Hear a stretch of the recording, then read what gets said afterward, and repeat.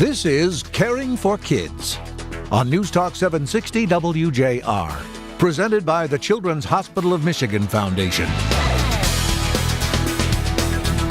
And here's your host, President and CEO of the Children's Hospital of Michigan Foundation, Larry Burns.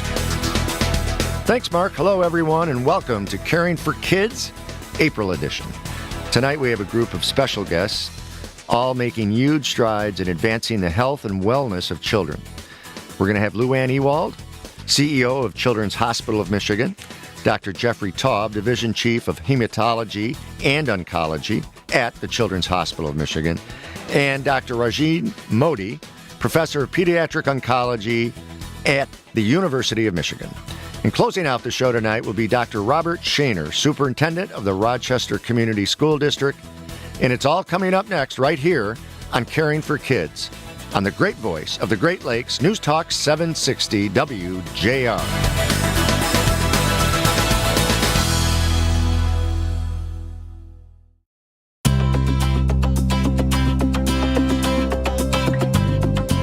It's Caring for Kids with Larry Burns. And with me in the studio is our very first guest. Luanne Thomas Ewald was named CEO of the Children's Hospital of Michigan in July of 2016.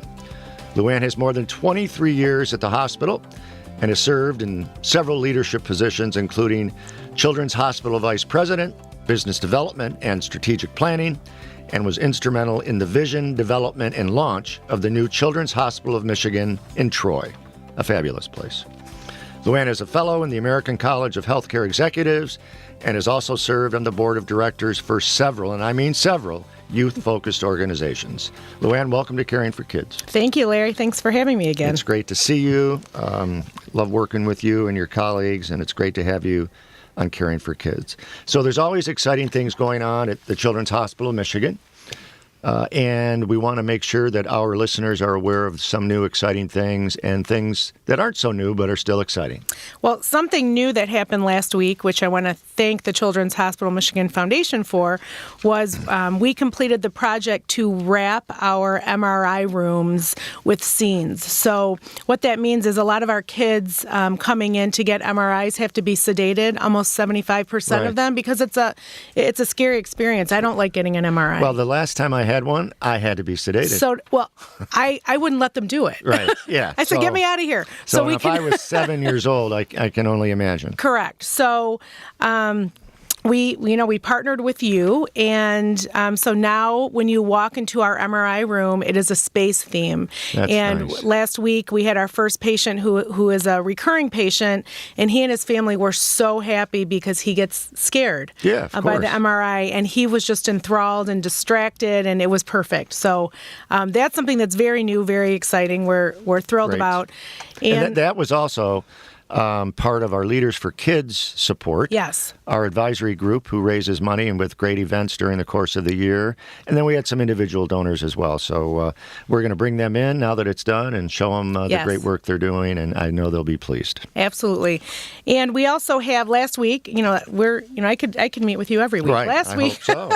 Last week we were reaccredited as a level 4 epilepsy center, which is a very, very huge deal. And what that means is we have the professional expertise, so we have the physicians and we have the facilities and we have the equipment to really provide the highest level of care for our epilepsy kids throughout the state. So our doctors, continue to work extremely, extremely hard to get this designation. Only a few centers in the country, so we're very, very happy. I always found it confusing in the accreditation that some accreditations level 1 is the highest. Right. They go back and forth. Like in trauma or ERs. Yes. And then others, it's reverse of that. It is. And so this is the highest level. That's what I wanted everyone. I wanted everyone to be clear of that. So that's great. Absolutely. Another great resource in our community. Absolutely. And so The other thing that we had last week, we were partnering on, was the onesies with the Tigers. It was awesome. Opening day. It was awesome. So again, we went to the Children's Hospital of Michigan Foundation. I had actually seen the Milwaukee Brewers do this in Milwaukee, and I said, why aren't we doing this in Detroit? So again, we partnered together, and all of the babies at Children's Hospital of Michigan celebrated opening day with our entire city, and they had branded onesies saying it was their first opening day, and thanks to the Tigers Foundation and the Children's Hospital of Michigan Foundation, which also had their logos displayed on these onesies. But these parents were so excited. They're obviously stuck in the hospital, and the fact that we could celebrate opening day with their children and was amazing. Because of that, the Tigers won. That's the only reason. Right, and they're off to a good start. So they're off to a better start than most people thought. So that could be good karma. Correct. Go Tigers. Yes. So we're talking about, and we're talking with Luanne Ewald, the CEO of the Children's Hospital of Michigan, our best partner. And the foundation has a real focus on mental health in young and not so young kids.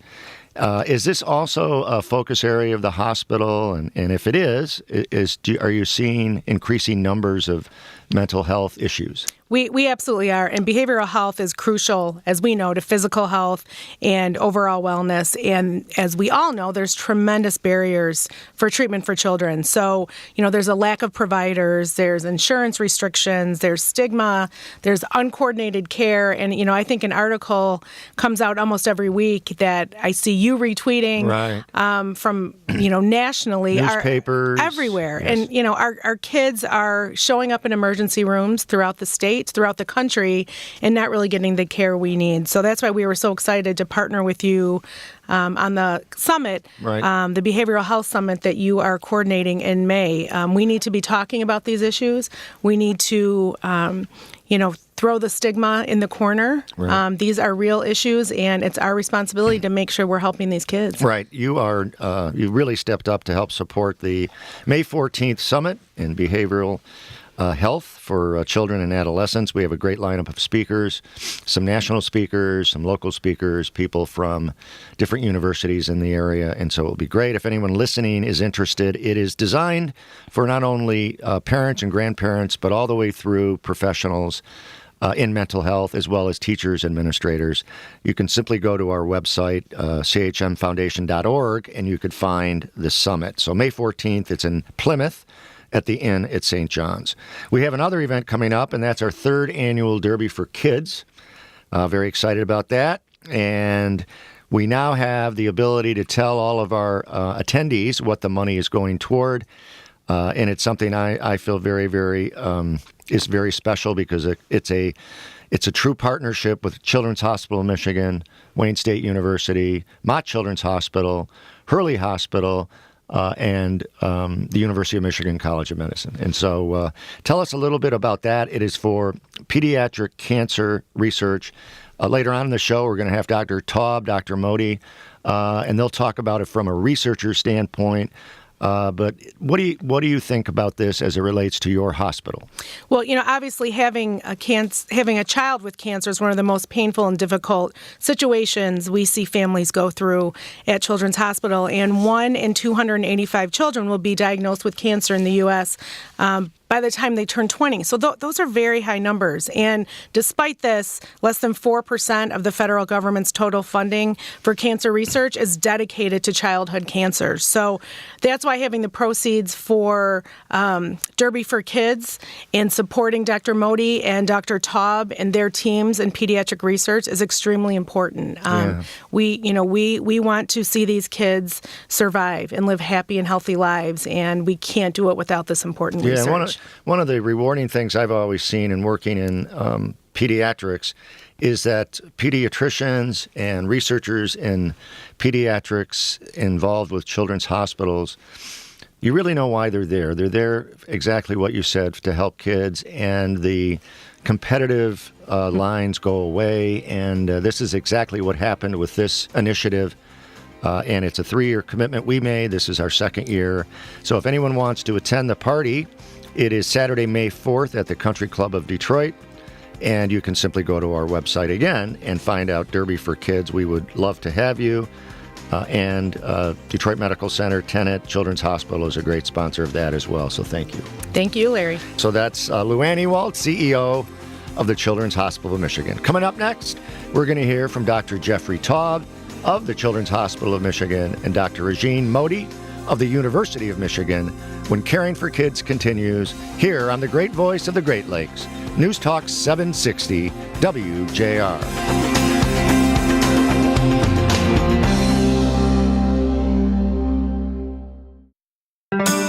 Welcome back to Caring for Kids on WJR, presented by the Children's Hospital of Michigan Foundation. Dr. Rajen Mody of the University of Michigan and Dr. Jeffrey Taub of the Children's Hospital of Michigan are working tirelessly to provide the best treatment to pediatric oncology patients by conducting very valuable, world-class, extensive research that we at the Foundation have now provided funding through our Derby for Kids event, May 4th.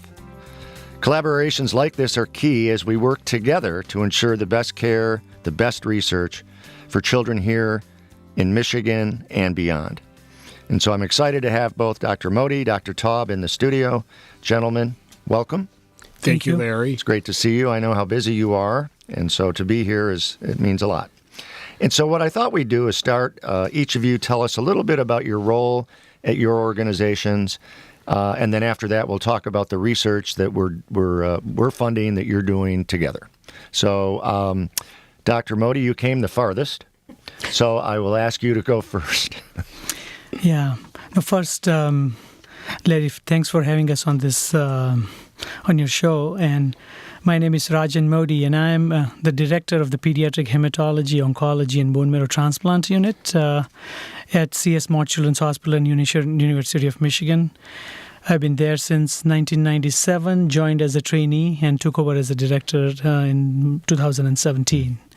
And my primary research area is we do the tumor genomics, ultimately tumor gene sequencing, one of the projects that Foundation was kind enough to fund, and the partnership with Jeff and his team, and developing clinical trials for children who have failed standard therapy, early phase clinical trials for refractory tumors, and children and young adults. Okay, great. Thank you. Dr. Taub. I'm the Division Chief of Oncology and Professor of Pediatrics at Children's Hospital of Michigan. I oversee a group of great oncologists and nurses and other support staff. We have about 15 physicians in our group, along with fellows who are training to be pediatric hematologists, oncologists. I've been at Children's now since 1988. Yes. So I did all my training there after I graduated from medical school. Came across a great body of water known as the Detroit River to come from Canada to Detroit. You were born and raised in Windsor. Right. And I've been on staff at Children's since 1994. And one of my areas of interest has been in childhood leukemias. Okay, great. So I think our listeners will enjoy hearing how this all occurred. So a year and a half or so ago, through a connection with Tammy Carr from the Chad Tuff Foundation, we had a lunch meeting in Ann Arbor with Dr. Mody, Dr. Taub, Tammy, some other folks, with the idea of maybe collaborating together as it relates to not only the brain cancer that her son died of, but other forms of cancer. So I left the meeting. It was with my colleague Dave Coulter, and it was a very good meeting. And Dr. Mody and Dr. Taub had knew each other and have actually worked with each other before on some things. And I thought, well, these gentlemen are so busy. I don't know if they'll ever have time to put a grant proposal together. And lo and behold, you did. And that was awesome. And our board was delighted to support that. It's a 3-year commitment to this type of research. As I mentioned earlier, the funds are new funds from our Derby for Kids event, May 4th at the Country Club of Detroit. And so to me, as a person working in a foundation, to have 2 world-class researchers come together to do something that can benefit kids and families across the world eventually was very, very rewarding. So I commend you for that, and thought I'd talk a little bit about the partnership, and then what outcomes do you hope for in the next several years from this kind of thing? So either one of you can start on the research that you're doing. Well, I think what this really highlights is the importance of collaborations in childhood cancer. That the progress that we've made up to 2019 has been because of physicians and researchers at multiple institutions across the country, across North America, collaborate, try to decide what would be the best treatments for childhood cancers, deciding what works, what doesn't work, what do we need to really focus our research on. And I think the fact that the two leading children's hospitals in the state of Michigan are collaborating just sort of really highlights that partnership, that we really want to cure childhood cancer no matter where they're from, right, where they're being treated, but taking the expertise of the top institutions, the top doctors, and working together to really make even more progress is really highlighted by this partnership. Great. You said it better than I did. So thank you, Dr. Taub. Dr. Mody. Yeah, so Jeff has nicely described how the progress has been made from 70s up to now, primarily based on the collaboration nationally between various institutions through Children's Oncology Group using cytotoxic chemotherapy, which actually are effective, but nonetheless they are toxic. So this research proposal that we are working on is actually is called a project called Precision Oncology. And what Precision Oncology is you are very precisely trying to treat each child's tumor based on their own genome signature. So how this project started is we have one of the world-renowned lab run by Dr. Rolchinayan at the Michigan Center for Translational Pathology, and we were the first group in the country to report that you can in real time sequence a child's tumor and identify the genetic aberration which are driving that particular tumor, right, and ultimately try to find a treatment. And in about 35% of the cases, we can actually identify a drug. A drug could be made for breast cancer, lung cancer, or could be made for a pediatric leukemia, and that can be applied to this particular child. And by doing this kind of research in precision oncology, we are able to show that we are able to make difference in patients' quality of life. Patients who had no other standard treatments available, they live longer, including some which are in remission as we speak for several years, and we certainly hope that time will tell, but they are cured with this approach. So we are really, really excited. One of the limitations that I had with our team in Mott, that when we were doing for the first 200 patients, we barely had 9% of the patients who were of minority origin, whether African Americans, Middle Eastern, Hispanics. Ann Arbor, unfortunately, doesn't serve, and people have to travel a lot and things. And so when Jeff and I talked, I said that would be a great partnership when you serve this population so well and you have done so for decades. It would be great to partner and use not only your leukemia expertise, but at the same time using some of the population. And the other thing is, the patients don't have to travel to Mott to get this gene sequencing done. They can just get consented while they are at Children's, and they can get consented, and that's what we have done. So now we are up to 470 patients with about 22 patients, 22% of the patients. So from 9% to 22%. And the goal is to reach about 40%. Okay, in a relatively short time, too, Very I short might time, say. yeah. So, Dr. Taub, that's a good thing to follow up with you based on your patient base, based on who we serve at Children's Hospital of Michigan, is quite diverse. And so do you want to talk a little bit about that and how that diversity now is an advantage for us in this research? Yeah, so at Children's Hospital of Michigan, we do have a diverse patient population from Southeast Michigan. We have not only Caucasians, but a high proportion of our patients are African American, Hispanic, and also Arabic Americans, and also other Asian groups. And I think it's important to try to identify that sometimes the risk for developing cancer may differ between individuals of different ethnic or racial origins, and also how they may metabolize or how they may respond to our standard chemotherapy drugs may differ. The biology of their cancers may differ, and I think that this is really a great opportunity, having our partnership with the University of Michigan and using the patients that we treat at Children's, the diversity, to really understand more about childhood cancer in these underrepresented groups of individuals that people don't necessarily do research on in general. And I think that this is really going to benefit patients in general that live here in the state of Michigan. Yeah, and helping people beyond, certainly, particularly those that might come from diverse areas in other cities and other countries, for that matter. And so, wrapping up, I just wanted to thank you again, but I also wanted to ask you each, in a quick answer to what you really hope to achieve in this relatively short period of time, barring miracles. Miracle would be to find a cure. But what do you think is realistic over the next couple of years? So I would say the one thing that we would like to understand, as of 2019, the outcomes of minority children are about 15% lower compared to their Caucasian and Asian counterpart, despite having similar access and similar therapy. And their toxicity is much more. So in this short period of time, we at least want to understand some of the genomic signature in the minority children to see how they are different. You don't necessarily develop a new drug targeting minority in 2 or 3 years. It does take anywhere from 5 to 10. But if we can identify those early signature and at least can answer why they develop certain type of cancers more, or why they don't respond, or they respond poorly, or why they have more toxicity, that would be a very good contribution in a short period of time. Excellent.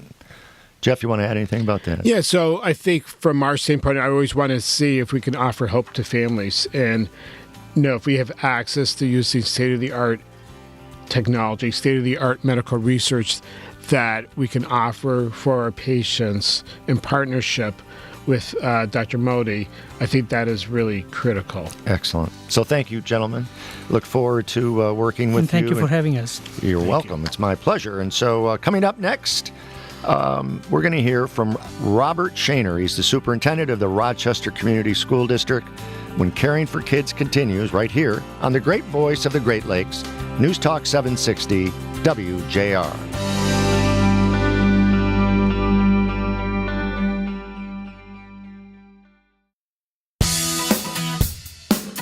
Welcome back to Caring for Kids on WJR. Presented by the Children's Hospital of Michigan Foundation. Once again, here's Larry Burns. Dr. Robert Shaner grew up in Sterling Heights and is a graduate of Sterling Heights High School. Upon receiving his teaching certificate and bachelor degrees from the University of Detroit, he was commissioned as a second lieutenant in the United States Marine Corps. Dr. Shaner later earned a master's degree from Central Michigan University, my alma mater, an educational specialist degree in administration from Wayne State University, and a PhD in educational leadership from Oakland University. He has them all covered. Not long after that, Dr. Shaner became the principal of his alma mater, Sterling Heights High School. Today, Dr. Shaner serves as the superintendent for the Rochester Community School District, where he provides executive leadership for 13 elementary schools, 4 middle schools, 3 comprehensive high schools, and the Caring Steps Child Care Center. That's a lot.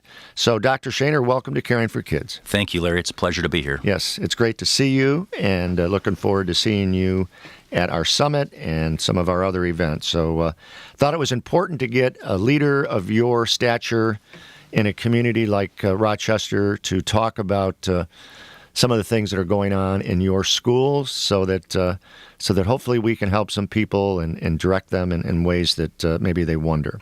So first of all, I want to start out telling us a little bit about the school system, Rochester. I mentioned the schools and the numbers, but tell us a little bit about the school district. Sure. So we are Rochester Community Schools, and people may not realize it, but we're about 66 square miles. It's a large system, almost 15,000 kids, and we serve kids from 0 through 26 years old, including adult special education students. We have a wide range of services. I'm blessed to work with a staff of people. It includes amazing teachers, administrators, social workers, psychologists, just an entire community that's committed to their children. And one of the things I was wondering is, because just the other day I was reading the Grosse Pointe. I live in Grosse Pointe. I was reading the Grosse Pointe News, and there was an article about having to maybe close some elementary schools. And so that obviously would tell me that maybe there's not as many kids. Is that also the type of trend in Rochester, or haven't you seen that? Well, we pay really, really close attention to enrollment trends as Michigan's per pupil funding system. One of the things that we found in Rochester, though, is we're growing slightly, and I think part of that, if you talk to our municipal leaders, they'll tell you that that's because of the value of the public education system and the value that people place in our system. So I think Michigan as a whole, we're losing enrollment, and that's due to our birth rate. Right. But we're lucky enough in Rochester to be slightly growing. Oh, well, that's good. That's great news. So, as you well know, and hopefully our listeners who listen every month know, that the foundation has a focus on mental health, one of our 5 focus areas. And in one of the reasons I really wanted to have you on the show is to talk about your schools, from grade school, maybe middle schools, and certainly high school. Are you seeing more mental health, behavioral health issues with students? Well, we certainly are, and some of them are severe. Right. We have been not immune to tragedy. We've experienced suicides, including middle school and high school, and we've certainly had some mental health crisis. We have had students that we've lost to addiction. Even their addiction probably started when they were with us, and they passed away after their graduation, but nonetheless, they're a member of our community, and we have seen an increase in depression, anxiety, addiction, and suicidal ideation. So it is a crisis. Well, that is the main reason. It's a focus area of ours at the foundation. And you sort of alluded to a little bit of some of the trends, but are you seeing trends that maybe that can lead all of us to helping this crisis? Meaning, is it social media? Is it early experimentation with drugs? And what trends, if any, are you seeing? I think the cause remains to be seen. We anecdotally like to say it's social media or maybe what's going on in the greater media in terms of movies and entertainment. But I think it's just it probably has factors that are based in all of those things. The positive thing that I see, particularly in our community, is of people that love their children and want to do the very best by them, and the community does. I think the challenge that we all have is removing the stigma and trying to figure out how to collaborate together in a way that's efficient and productive, so we can reach the most amount of kids. Yes, and I also have come to learn that superintendents like yourself and districts are trying to educate teachers a bit more on how to handle behavioral issues in the classroom, because they really weren't always trained to do that. Correct. And we're very fortunate. Again, I have a team of behavioralists, including psychologists, social workers, and counselors that work, learning consultants that work together with our teachers to help them with that behavior management. And we're actually even taking it a step farther now. We're working with our PTA to work on things like mindfulness and teaching kids how to be present and how to handle their stress and their anxiety before it becomes a problem. The other thing that we're working on really hard is to remove the stigma and make sure that kids know they can ask for help when they need it. And we're talking with Dr. Robert Shaner, superintendent of the Rochester Community School District. And on that point, we're now partnering with Michigan State University, and the recent meeting that you were involved in that was in Crane's Detroit Business, there was some people from Michigan State. And what they're telling us is that the generation of college kids now, I guess they're Generation Z, are much more able to talk about their behavioral or stress issues than maybe my generation. And so are you seeing that in high school or even in middle school, that if I have an issue, am I more willing to keep it to myself, or do you see more kids talking about what's going on in their lives? I do see more openness about it. I still think there's a stigma, particularly with addiction, that I'm not sure it's the kids' problem. I might be an adult problem, and that's something that we're working really hard to get through and to get to the positive end of that. When I think about the future, I don't despair. When I look at our students in school and I visit schools, I have a tremendous amount of hope because of what you just talked about. Right. I see a lot of love amongst them. I see a lot of cooperation. The challenge that I see is we adults have to figure out how to channel that and get them in the right place if they do need intervention. Right. And that's something that we're working diligently to make sure that we can accomplish. That leads me to a question I wanted to ask that I think could be very helpful to our listeners, particularly grandparents and parents, that as a Marine, as a superintendent, as a former principal, what if a parent thinks their child in any grade level is having issues, do you have any advice to give them that you might have learned over the years that could be helpful? Yeah, I think the most important thing is, when a child is showing signs of struggling or that they say they are struggling, that we don't panic, that we assure them that things are going to be okay, then we get them some intervention. And I think we also have to rely on our community, on the resources in our community. I can tell you that if someone calls our counselors, our social workers, their kids' principal, their kids' teachers, they're gonna act quickly to make sure that there's intervention for that child. The thing that we see as a challenge is people asking for that or identifying it. Right. And again, I don't know that it might be more of an adult problem than it is a child problem, and we've got to be making sure that we're really, really observing what's going on. And if we see something that needs intervention, let's go ahead and do it, and not act like it's an event. Let's act like it's just like it is. It's just something we do on a daily basis to make sure that the well-being of our kids are taken care of. Well, and treat it more like a disease than maybe in the past the stigma has produced. Yeah, I think so. I think if we really believe that it's a disease and we believe that it's not a condition of poor judgment, that we need to put our money where our mouth is and act like that, and not cast a stigma upon it, but reach out a helping hand. One of the things that we've done in Rochester, we just recently put together a social emotional task force, and what I've asked that task force to do is to go out and find the best mental health, comprehensive K-12 mental health benchmark they can find in the nation, and then we'll bring it back to our organization and try to replicate it. Right. So taking the initiative to be proactive and helping kids. Yeah, I think it needs to be more of a routine, just like we would, if we had a child with a literacy issue, we would offer intervention, and we've got to just make sure as a community that we're addressing it like that. Sure. And so I mentioned earlier on that the foundation has a focus area of mental health, and I spend a lot of time talking to leaders like yourself.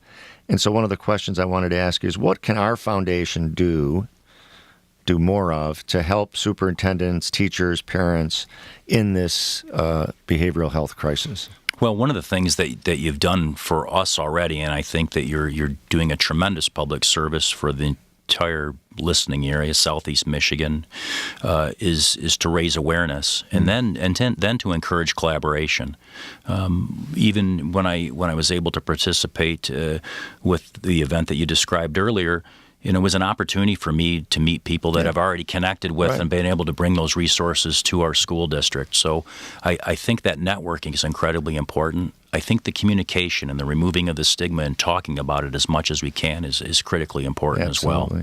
And I think I had a meeting with my chairman today, Matt Friedman, and I think because of that meeting that we had, you met the Daniels family. We did. And didn't Ken recently talk in Rochester? We did. We have a Chamber of Commerce event every year. It's called a Community Outlook Breakfast, and usually at the press conference, it's usually good news, right? We usually announce that we're opening a building or a program, right?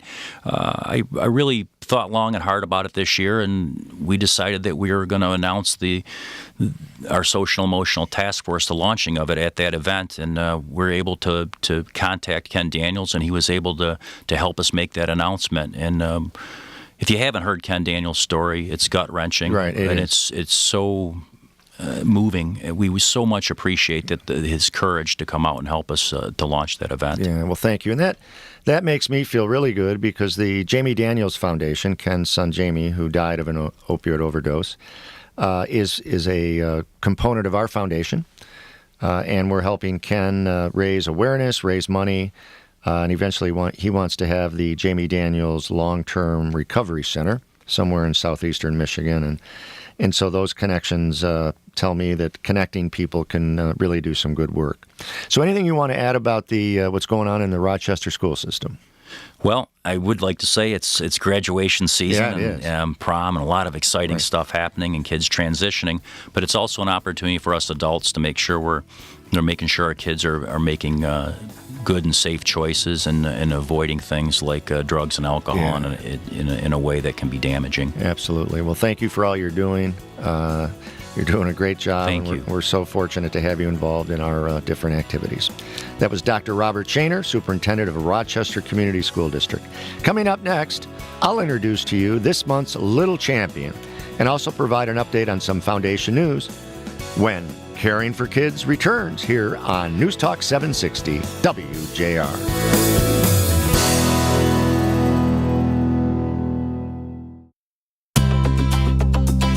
It's Caring for Kids with Larry Burns.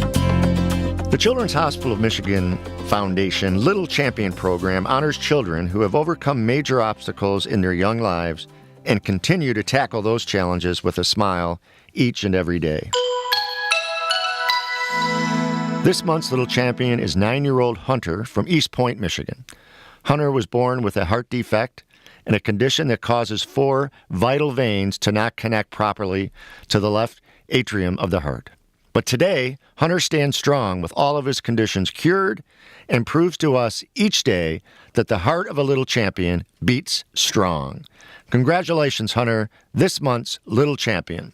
And for more information on the Little Champion program and how you can nominate a child, simply visit the chmfoundation.org and /champion. So we have a lot of exciting times ahead in May for our foundation, and I mentioned a few times tonight that our 3rd annual Derby for Kids function is May 4th at the Country Club of Detroit in Grosse Pointe Farms, raising money for pediatric cancer research at the University of Michigan and Wayne State University in partnership with Children's Hospital of Michigan and the University of Michigan and Hurley Hospital. And so all of these events you can find on our website, chmfoundation.org. So check that out. And then on May 14th, as we were talking with Dr. Shaner, we have our first ever Mental and Behavioral Health Summit. That's at the Inn at St. John's in Plymouth, a fabulous location if you haven't seen that. And we have a collection of great speakers, some national speakers, local speakers, and it really has been designed for mom and dad. It's been designed for grandparents, been designed for teachers, nurses, superintendents. So we feel we have a topic for everyone. So you can also check that out on our website. And so those are things that we're very excited about. And then, of course, later in the spring, we have our spring grant process where we will announce our new grants. For more discussion about the health and wellness of children, join us next time, that's next month, here on the great voice of the Great Lakes, News Talk 760 WJR. Caring for Kids on WJR has been presented by the Children's Hospital of Michigan Foundation.